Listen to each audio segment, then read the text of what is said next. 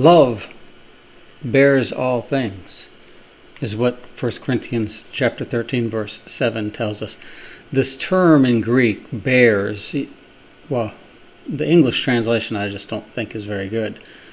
When I think of bearing something, it's like bearing a burden, putting a burden on the back, and an animal of burden, like an ox or a horse, carrying a burden. Love bears all things, and I guess there's some similarities in there. Love, the Greek word means to protect or cover. Love protects somebody, or they cover up their character defects. Basically, when you love somebody, you don't go gossiping about them. You don't tell other people about things that person does wrong, or things that make that person look bad. Love bears all things. Love protects somebody. And this is very simple to understand. You love your child, so when your child comes home and they got a bad grade on their homework or on a test that they did, you don't go to Twitter or Facebook and post it and tell everybody about it. You don't pick up the phone and call their grandmother and tell them about how terrible they did on their test, because you love your child. And so you don't want to broadcast something that might make them look bad.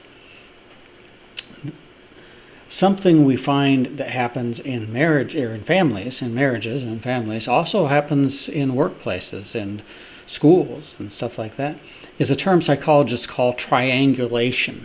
Okay, triangulation is where you have at least three people in a relationship, like a mother and a father and a child. Now, in a family, the mother and father have the adult relationship, and the relationship between the mother and the father is an adult relationship. The relationship that the mother has with the child and that the father has with the child is a parental relationship. Okay, so these are distinguished very differently. In some dysfunctional homes, what will happen is the relationship between the mother and the father breaks down, and there is an issue in that relationship.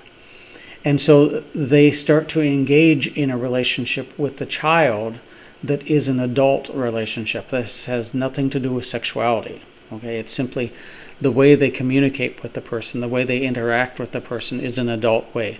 So the mother might be interacting with the child in an adult way, confiding in the child things about the father, maybe problems, complaining about her husband. The wife might be complaining about the husband, which is the child's father, and confiding, oh, I wish your dad would do this. I wish your dad would do that. I can't believe your dad did this.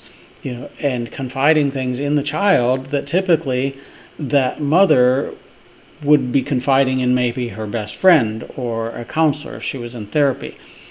Talking to the child as if the child was an equal to her, as if she was also an adult to the child. And what this does is this forms a relationship between the mother and the child, or if the father is doing it, whichever individual in the marriage is doing it, which is not a normal relationship. It departs from the parental relationship. So more of a relationship like a peer, like they're equals. And this causes a lot of confusion because the mother, say in our example, it's the mother that is doing the triangulation. The mother is going to want to have it both ways. She's going to want to have a parental relationship with the child, that is, exercise authority over the child, influence over the child, and so forth, like a parent would do. And then she's also going to want to have a peer, an equal relationship, and confide in her child and talk to her child as if the child is an equal. And the child is getting very mixed signals there, and of course the child doesn't even know they're getting mixed signals. And what this serves to do is it isolates dad then, and that relationship between the father and the child is going to become strained. The relationship between the mother and the father becomes strained.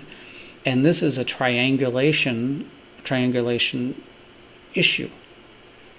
Love doesn't go there. That's what the Apostle Paul is telling us. Love bears all things.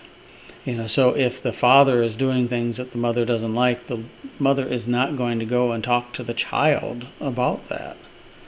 Nor is she going to go to church and start spreading information about, oh, I wish my husband would do this. Oh, I wish my husband would do that. That is inappropriate. So what is the appropriate outlet? Number one, the appropriate outlet for, in this case, the mother, is to pray to God. Take those troubles to the Lord. That is the number one thing to do. If she has to confide in somebody, find another adult that is trustworthy. Perhaps your pastor's wife, assuming your pastor is a male, and it's the female.